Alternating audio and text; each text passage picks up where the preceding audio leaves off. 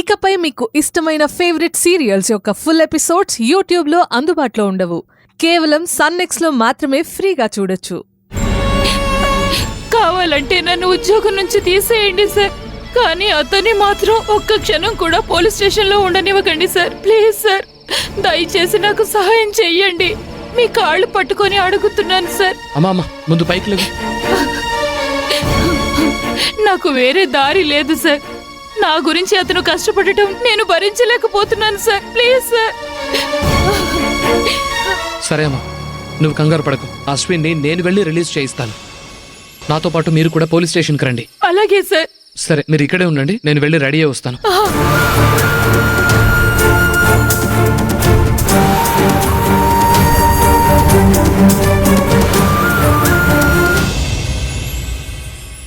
ఏమంటున్నారు సార్? అశ్విన్ ఎలాంటి తప్పు చేయలేదు.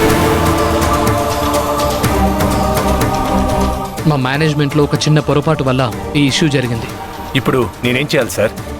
అశ్విన్కి ఆపోజిట్గా ఇచ్చిన కంప్లైంట్ని నేను వాపస్ తీసుకుంటున్నాను. మీరు అశ్విన్ని రిలీజ్ చేయండి ప్లీజ్. మీరు కంప్లైంట్ వాపస్ తీసుకుంటున్నారు సరే, మీ కంపెనీ నుండి ఒక అమ్మాయి కంప్లైంట్ చేసింది కదా, దాన్ని ఏం చేయమంటారు? మా కంపెనీలో వర్క్ చేసే అమ్మాయే కదా. I will take care of her, you don't worry.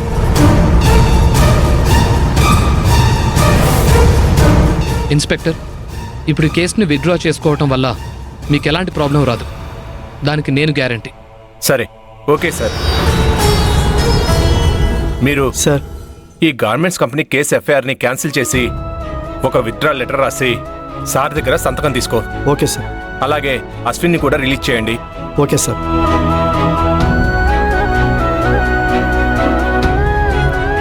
Two మినిట్స్లో వచ్చేస్తాను సార్.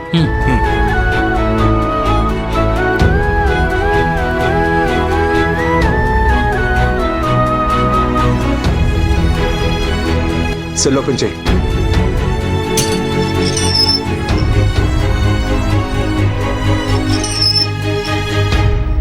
అశ్విన్, అశ్విన్ సార్. లే లే. ఏంటి అశ్విన్, నేనంత కొట్టినా నేను తప్పు చేయలేదు అన్నావు, కానీ అసలు విషయం ఎందుకు చెప్పలేదు? ఆ బిడ్డ కోసమే ఇలా చేశానని చెప్పుండొచ్చు కదా. ఈ విషయం మీకెలా తెలుసు సార్? సావిత్రి జరిగిందంతా చెప్పింది. ఎందుకు అలా చేశావు? అనుకోని పరిస్థితుల్లో అలా జరిగింది. నేను నిజం చెప్తే తల్లి బిడ్డకి ప్రాబ్లం అవుతుందని నిజం చెప్పలేదు సార్. సారీ అశ్విన్, ఒక పోలీస్ ఆఫీసర్గా నాకు కొన్ని బాధ్యతలున్నాయి. సాక్ష్యాలు, ఆధారాలు, పై ఆఫీసర్ల దగ్గర నుంచి కొన్ని ప్రెజర్స్ వల్ల నిన్ను కొట్టవలసి వచ్చింది. ఏమనుకోకు. పర్వాలేదు సార్. సరే, ఈ షర్ట్ వేసుకో.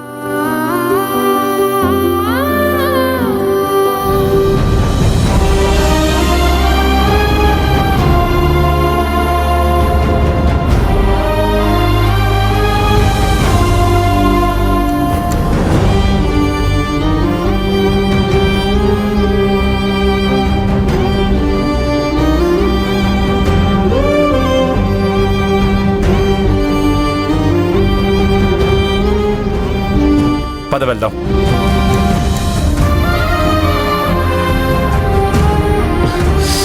నన్ను క్షమించు అశ్విన్. నిన్న పరిస్థితిలో చూసిన తర్వాత నా మనసు ఒప్పుకోలేదు. అందుకే నేరుగా ఓనర్ గారింటికి వెళ్ళి చిన్న ఓనర్ గారి దగ్గర జరిగిన విషయం అంతా చెప్పి ఆయన్ని వెంట పెట్టుకొని వచ్చాను. నువ్వు తొందరపడ్డావు అక్క. ఈ విషయం బయటికి తెలిస్తే నీ జాబ్ పోతుంది కదక్క.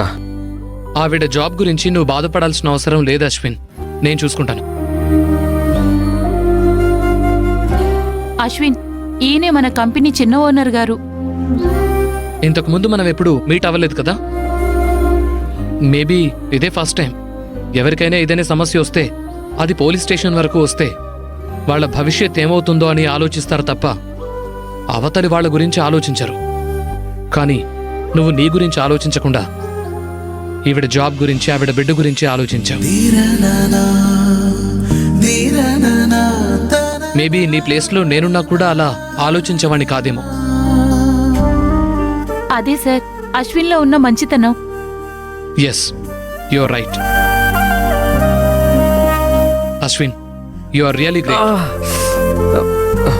What is this sir? మరి ఇంత ఘోరంగా కొడతారా? నేనేం చేయాలి సార్? నిజాలు చెప్పించాలనే ప్రయత్నంలో ఇవన్నీ తప్పవు సార్. ఇక మీదట ఎవరినైనా అరెస్ట్ చేస్తే కొట్టకండి, విచారించడానికి ట్రై చేయండి please. It's my humble request. Okay sir.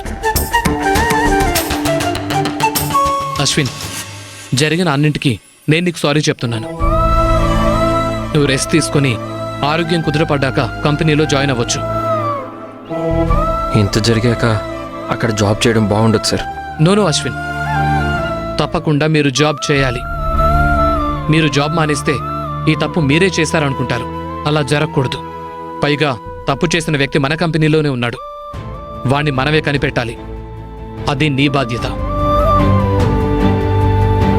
So నువ్వు మళ్ళీ జాబ్లో రీజాయిన్ అవుతున్నావు. ఓకే సార్, ఇందులో సంతకం పెట్టండి. కానిస్టేబుల్.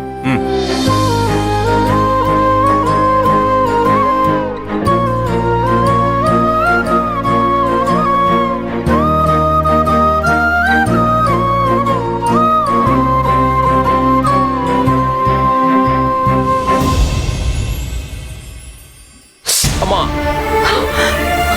కొంచెం తట్టుకోనన్నా. ఈ పోలీసులు మనుషులా మృగాలా? నా కొడుకుని గొడ్డుని కొట్టినట్టు కొట్టారు. కొంచెం నిదానంగా. నిన్ను చూస్తుంటే నా గుండె తరుక్కుపోతోంది. నువ్వు సంపాదించకపోయినా పర్వాలేదు, ఆ కంపెనీకి మాత్రం వెళ్ళొద్దు.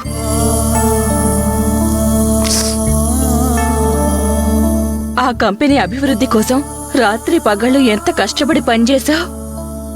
వాళ్ళ కొంచెమైనా విశ్వాసం ఉందా? నిన్న మొన్న వచ్చిన అమ్మాయి చెప్పిందని నిన్ను పోలీసులకు పట్టించి ఇలా కొట్టించి పంపించారు. ఇదేరా డబ్బున్న వాళ్ళ అహంకారం. అమ్మా, మాట్లాడకుండా కాసేపు ఊరుకుంటావా? నా మనసు తట్టుకోలేకపోతుందిరా. అందుకే ఆ పొగరపోతు దాని హాస్టల్కి వెళ్లి అందరి ముందు దాని పరువు పోయేలా తిట్టొచ్చాను. ఏమంటున్నావు అమ్మా? ఎవరిని తిట్టొచ్చు? అదే ఆ పొగరబోద్దాన్ని, నిన్ను పోలీసులకు పట్టించిందే ఆ పల్లెటూరు దాన్ని నా కసి తీరేలా తిట్టొచ్చాను. అమ్మా, హాస్టల్కి వెళ్ళి ఆనందిని తిట్టొచ్చావా? తిట్టడం మాత్రమే కాదన్నయ్య, చెంప పగలగొట్టొచ్చిందంట. ఏంటమ్మా నువ్వు? నిన్నెవరు హాస్టల్కి వెళ్ళమన్నారు? ఎవరికి చెప్పెళ్ళాలరా? నా కొడుకు నీ పరిస్థితికి తీసుకొచ్చిందాన్ని ఎలా వదిలేస్తాననుకున్నావు? ఊరు నుంచి వచ్చి ఒంటరిగా తన కుటుంబం కోసం కష్టపడుతున్న అమ్మాయమ్మ. పాపం అమ్మ ఆనంది. ఎవరిని పాపమంటున్నావు? దాన్ని చూస్తేనే మనకి పాపాలు చుట్టుకుంటాయి. నిన్ను ఇలాంటి ఒక తప్పు చేశావని ఆ అమ్మాయి అనిందే తప్ప మిగతా వాళ్ళెవరైనా అన్నారా? అందరికీ నీ మీద నమ్మకం ఉన్నప్పుడు ఆ అమ్మాయి నీ మీద ఎందుకు నిందేసింది? ఇప్పుడు నిన్ను పోలీసులు వదిలేశారు కాబట్టి సరిపోయింది. నీకేదైనా అయ్యుంటే నిన్నే నమ్ముకున్న మా ఇద్దరి పరిస్థితి ఏమై ఉండేది? దాన్ని కొట్టడం కాదు, చంపేయాలి. అమ్మ తొందరపడి ఆనందిని కొట్టింది. పాపం ఆనంది ఎంత బాధపడి ఉంటుందో ఏంటో. వెంటనే కలిసి సారీ చెప్పాలి.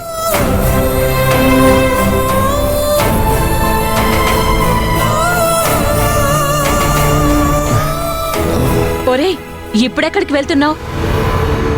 జరిగింది మర్చిపోయి ప్రశాంతంగా ఉందాం అనుకున్నాను. ఇప్పుడు నీ మాటలన్నీ భరించలేకపోతున్నాను. అందుకే బయటికి వెళ్ళొస్తాను. ఎక్కడికి? దీనికోసమేనా? అమ్మా, ఏమంటున్నావు? వద్దురా, తప్పురా. ఈ మగవాళ్ళంతా ప్రశాంతత అంటే మందు తాగడమేనని ఫిక్స్ అయిపోతారు. నువ్వు కూడా అందుకే వెళ్తున్నావు అనుకున్నాను. నువ్వేం భయపడకు, అలాంటిదేం లేదు. నీ వాగుడికి తట్టుకోలేక వెళ్తున్నావు. మురళి ఇంటికి వెళ్ళొస్తాను. భోంచేసి వెళ్ళరా. వచ్చి తింటానులేమ్మా. ఒరే,